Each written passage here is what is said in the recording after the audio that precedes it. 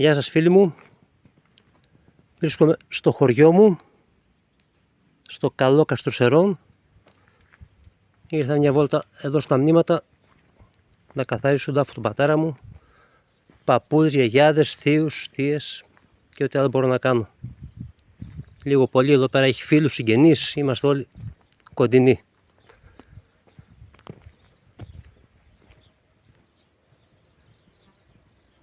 Όποτε έρχομαι εδώ πέρα καθόμαι και σκέφτομαι ότι είμαστε ένα τίποτα. Ένα μέτρο μας περιμένει όλους. Πλούσιοι, φτωχοί, άσχημοι, ωραίοι, καλοί, κακοί, όλοι εδώ θα πάμε.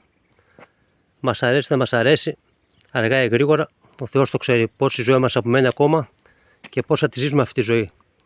Θα είμαστε άραγε αρτιμελείς, θα είμαστε άρρωστοι σε κάποιο κρεβάτι, σε κάποια κλινική, σε κάποιο ίδρυμα.